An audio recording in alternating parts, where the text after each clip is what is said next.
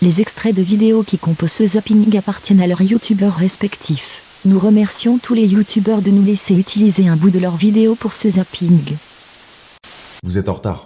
Non, pas sur la vidéo, dans la vie. Vous êtes en retard si vous ne vous êtes pas intéressé plus que ça à ce qui est pourtant une révolution. Une révolution, ce n'est pas forcément quelque chose qui vous plaît. Une révolution est une différence réelle qui marque profondément le devenir des cultures et des pratiques. Une révolution, c'est un changement drastique dans votre vie, que cela vous plaise ou non, que vous le compreniez ou non. Une révolution se fera sans votre accord, comme tout ce qui s'est fait depuis et avant votre naissance. Il ne tient qu'à vous d'essayer de la comprendre ou de la subir. Et c'est souvent le problème avec les crypto-monnaies. Vous êtes certainement nombreux à ne pas comprendre ce que c'est. C'est naturel, ça peut faire peur au premier abord. Aujourd'hui, je vais essayer de vous expliquer ce qui va peut-être changer notre manière de consommer, d'échanger. Pour ce faire, je serai accompagné de Capet que vous avez déjà vu sur cette chaîne, et j'ai également fait appel à Ronan, spécialiste des crypto-monnaies chez Kaspersky, société de cybersécurité qui sponsorise cette vidéo. C'est quoi le Bitcoin? Comment ça fonctionne? À quoi ça sert? Est-ce que c'est sécurisé? Si vous vous êtes déjà posé au moins une de ces questions, on va y répondre dans cette vidéo. Pourquoi acheter une Apple Watch? Laquelle choisir? Est-ce que ça vaut le coup de prendre l'Apple Watch série 3 ou est-ce qu'il vaut mieux prendre son mal en patience et attendre une hypothétique Apple Watch série 4? Les espions chinois en Afrique. Alors ça pourrait être un titre d'un épisode d'un dessin animé de Tintin, tu vois. James Bond. Ou un James Bond, Les tu vois, espions c'est pareil. chinois en Afrique. Les espions chinois en Afrique. Alors D'accord. qu'est-ce qui s'est passé? Alors en fait, il y a le siège de l'Union africaine. Ouais. Qui est à Addis Ababa, pardon, qui est la capitale de l'Éthiopie. Ouais. En fait, c'est un bâtiment qui a été offert par la Chine. Il a été offert par les Chinois en 2012, en fait, à l'Éthiopie. Ils investissent énormément d'argent en Afrique. Partout, même en Europe, enfin un peu partout. Ils ont de l'argent à... Ils en jettent partout. Voilà. Faut investir le cash, ça sert à rien dans la banque. Après, l'Afrique, c'est vrai que c'est un pays, c'est un continent même où beaucoup de gens investissent parce que c'est un prochain marché qui va se développer, porteur, évidemment. Un nouveau pays en développement, c'est ça. Et, ça y est, alors, il n'est pas encore sorti. En France, il devrait arriver dans quelques semaines. C'est le fameux HomePod. Ouais. Voilà. On a une date précise ou pas? Non, pas pour l'instant. Avec Apple, c'est toujours un peu de toute façon. On verra. Écoutez, ça sortira au printemps. Déjà, il était en retard aux États-Unis, donc. C'est vrai. Et là, donc, il va arriver. Il est déjà arrivé aux US, en Angleterre et dans quelques autres pays. C'est le HomePod. On va en parler. Alors, on l'a pas eu en main. Hein, on va pas vous proposer un test, mais d'ores et déjà un petit peu un ressenti de ce que la presse a pu dire à droite à gauche. D'autant qu'il y a des petites anecdotes assez croustillantes qui sont déjà rattachées à ce produit. Le HomePod, donc, Eric, qui, on va dire, une enceinte connectée, la première enceinte connectée d'Apple. Quand Steve Jobs a commencé à présenter son interface graphique avec la souris, eh ben les gars de Microsoft étaient hyper intéressés et ils disaient waouh, on aimerait comprendre comment ça marche ce truc-là. Est-ce que c'est matériel? Est-ce que c'est logiciel et tout?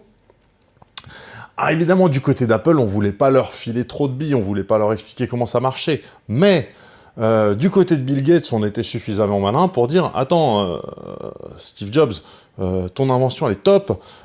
Nous, ça nous intéresse pas, système d'exploitation, tout ça. Je veux dire, on s'en fout. En revanche, nous, ce qu'on peut faire, c'est un tableur pour les bureaux. » Avant de définir une crypto-monnaie, il est important de rappeler ce qu'est une monnaie. Une monnaie est un système d'échange qu'on a inventé quand on s'est rendu compte que le troc c'était bien, mais ça avait des défauts. À une époque, je pouvais échanger un cheval contre 2 bœufs. En revanche, si je ne voulais qu'un bœuf, je ne pouvais pas l'échanger contre un demi-cheval. À ce moment-là, on s'est dit qu'il serait intéressant d'avoir un élément d'échange de base qui ait à peu près la même valeur partout. On trouve déjà des traces de monnaie des centaines d'années avant Jésus-Christ où des couteaux étaient utilisés comme système d'échange. Moins loin dans l'espace-temps, les pièces d'or sont devenues une monnaie de base, mais pas seulement. À cette même époque, il semblerait que les légionnaires romains étaient payés en sel. C'est de là que vient le mot salaire. On en arrive à notre époque où nous utilisons le dollar, l'euro et j'en passe. C'est un très gros résumé.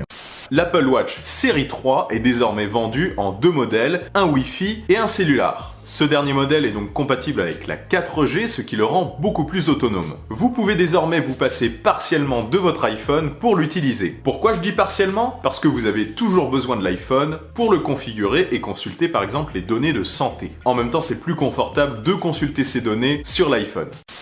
Donc du coup, la Chine a investi en Afrique et ils ont fourni le siège de l'Union africaine. Donc c'est un cadeau. D'accord. Alors quand ils ont fourni ce siège, ils ont fourni les bâtiments, donc tout construit sur place, etc. C'est gentil de leur part. Cadeau, c'est gentil. Avec toute l'infrastructure qui va avec. Donc dedans, ils ont tout câblé, ils ont mis les serveurs et tout, tous les nickels, tout va bien. Et puis ils ont dit, voilà, on vous laisse les clés, allez-y, amusez-vous.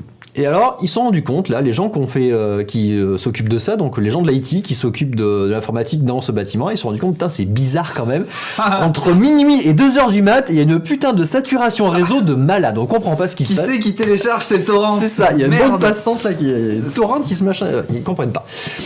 Ouais, c'est pas la première enceinte d'Apple d'ailleurs. C'est pas la première enceinte d'Apple, effectivement. Il y a vu le Apple hi-fi, pour ceux qui s'en souviennent, une espèce d'énorme bloc qu'ils avaient sorti, c'était encore en 2006 peut-être. Qui se connectait au bon vieil iPod. Ouais. Avec l'ancien connecteur.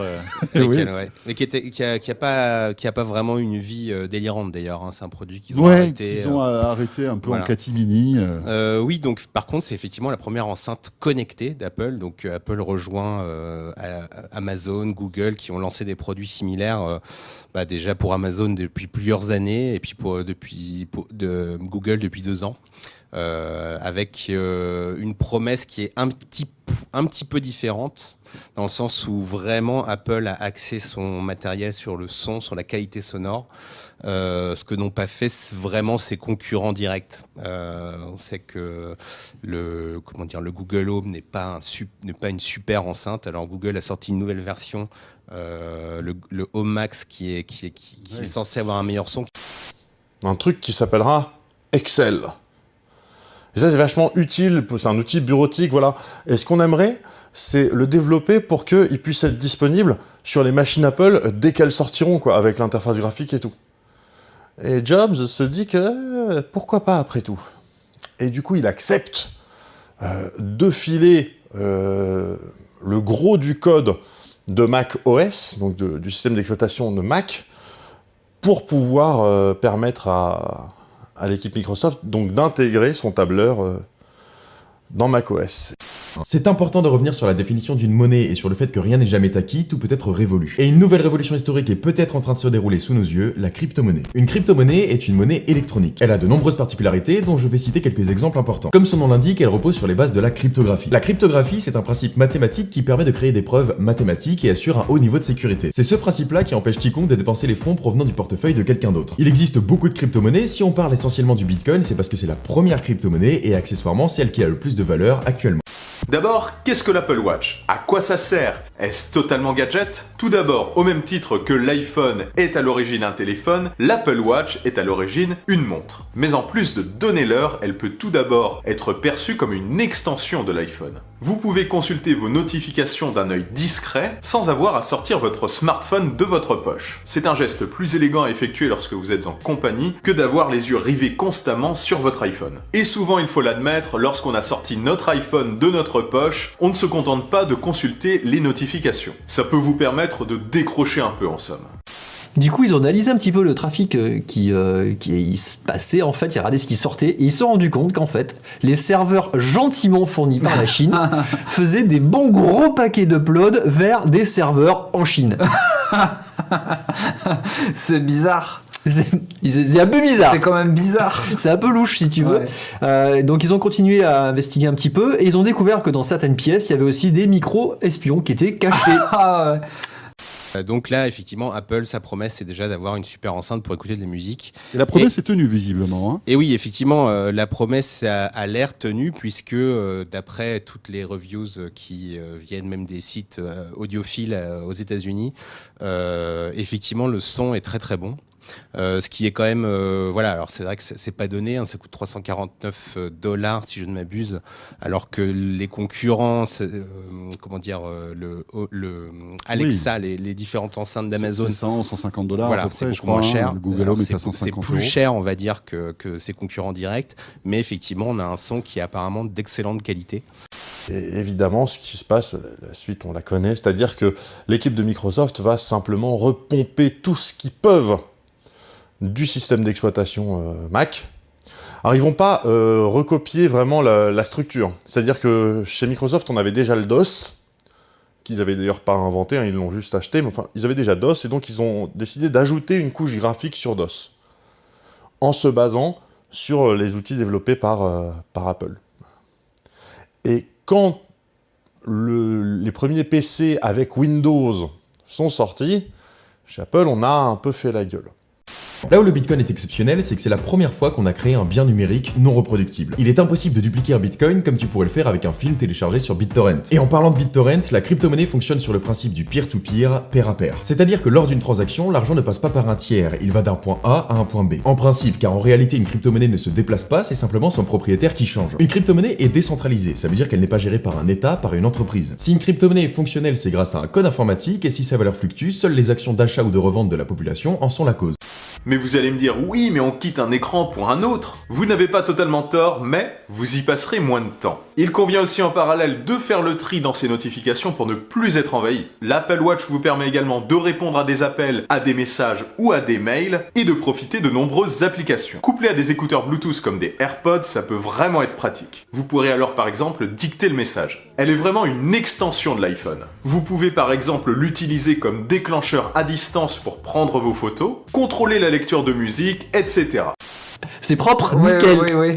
Donc là, ils ont dit ça va pas, donc ils ont déjà ils ont alerté la Chine, ils ont dit c'est quoi cette histoire, etc. Évidemment, la Chine. C'est pas moi. Pas du tout, c'est pas nous, on n'a rien fait. Je comprends pas ce qui s'est passé. Vous avez dû vous faire espionner par d'autres gens. Donc voilà, donc c'est propre, nickel chrome. Du coup, qu'est-ce qu'ils ont fait ? Ils ont évidemment viré tous les serveurs. Ils ont viré tous les Chinois qui pouvaient rester parce qu'il y avait encore des Chinois qui étaient là en prestation de service en fait pour faire tourner l'infrastructure. Donc ils ont tout dégagé. Ils ont remis leur propre serveur. Évidemment, ils ont fouillé tous les bâtiments pour tout ce qui était micro pour nettoyer tout ça. Chaud. En revanche, et c'est aussi pour ça qu'Apple a, on va dire, vendu cette enceinte avant tout comme une enceinte musicale, ses fonctions, enfin dire intelligentes, ses fonctions d'assistant vocal ne sont pas au niveau de ce que propose par exemple Google ou Amazon. On a du Siri à l'intérieur, voilà. Mais c'est pas le même Siri qu'on a sur le téléphone ou sur les tablettes. Non, il est plus limité. Et puis, si vous avez déjà utilisé Google Assistant, c'est vrai que vous allez vite vous rendre compte que il sait pas faire grand-chose cet assistant-là. Donc, effectivement, c'est avant tout une enceinte connectée pour écouter de la musique avec un iPhone, parce que il y a aussi ça. C'est ça aussi. Et avec Apple dire. Music. Alors, on va en parler sans doute avec Gonzague, mais c'est vrai que c'est un produit qui est, Apple fidèle à eux-mêmes, hyper fermé. C'est-à-dire que Spotify, par exemple, je crois qu'on peut écouter Spotify en AirPlay, mais on ne peut pas l'intégrer comme on peut l'intégrer dans Sonos, par exemple, et associer son compte à Spotify. Surtout que Spotify, regarde ce slide, hein, il domine largement le marché avec 70 millions d'abonnés payants contre seulement 30. Là, c'est plus que de la moitié pour Apple Music. Comment on peut expliquer ces stratégies, Monsieur X ? Est-ce que, en clair, Apple veut forcer la main à ses utilisateurs de switcher sur Apple Music en utilisant l'HomePod ? Pas du tout. Ils s'en foutent complètement. Et que je m'explique. Hein. Ça, c'est un des basiques du marketing produit chez Apple. Le HomePod, comme l'iPod hi-fi précédemment, n'est pas considéré comme une gamme de produits autonomes à date. Alors peut-être que si ça marche, le HomePod, ça sera une gamme de produits autonomes comme l'est devenu l'Apple Watch. Mais aujourd'hui, non. En termes vraiment de valeur marketing, c'est considéré aujourd'hui comme un accessoire, non pas uniquement de l'iPhone, mais de l'iPhone plus de l'iPad. Donc, ce qu'on appelle de la gamme iOS. Tim Cook, au dernier résultat financier, a dit « Nous avons chez nos clients aujourd'hui une base installée d'1,3 milliard de produits iOS. Il y en a peut-être la moitié ou les 2/3, donc on va dire un petit milliard, qui potentiellement va avoir iOS 11 et le futur iOS 12 dessus, donc vont supporter AirPlay 2. C'est vraiment géré par la loi de l'offre et la demande.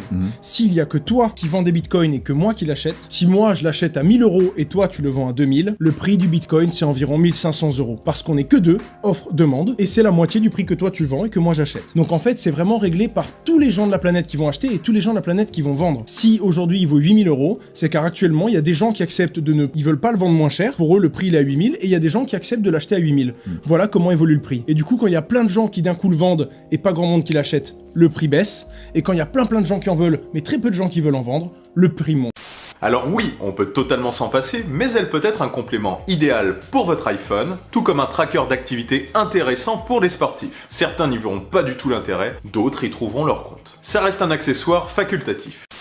C'est un peu hallucinant parce que c'est quand même de l'espionnage. Alors la Chine est assez connue pour ça. Ouais. Elle va beaucoup chercher à espionner les autres puissances mondiales, mais alors là, c'est quand même juste énorme. C'est gros comme truc, c'est propre. Tenez, le cheval de Troie, littéralement. C'est on vous donne le exactement truc avec quelque chose à l'intérieur. C'est un cheval de Troie. Ouais. Et alors, je sais pas quel intérêt a la Chine à espionner l'Afrique.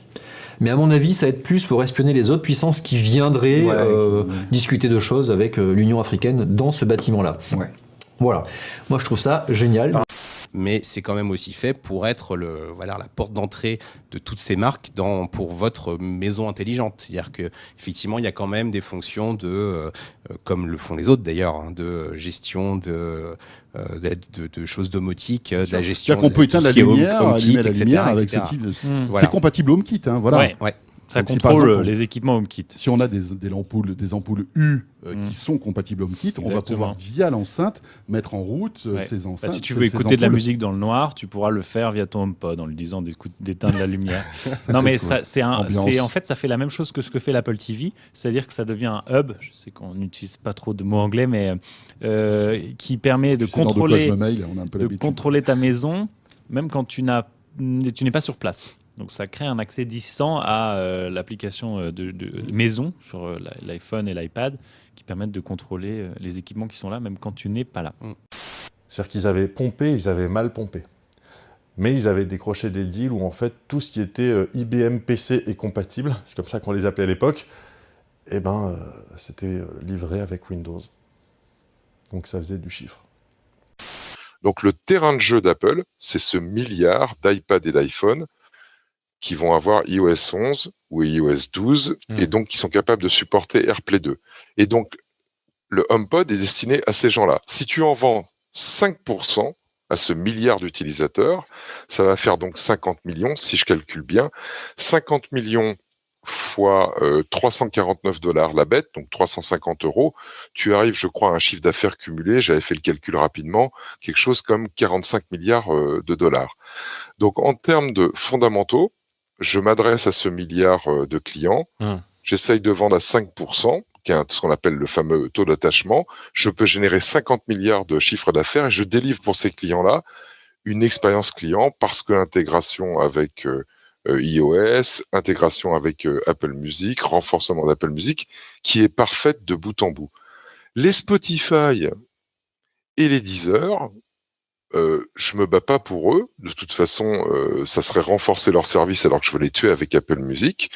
Et puis, si vraiment, comme je le pense, ma solution est meilleure, je vais switcher marginalement quelques clients de Spotify et Deezer. Et avec HomePod 2 et HomePod 3, quand je serai vraiment meilleur dans le cadre de l'écosystème Apple, là, je vais attirer des nouvelles personnes à moi. Donc, faire souscrire des nouvelles personnes à Apple Music pour bénéficier de l'HomePod, oui.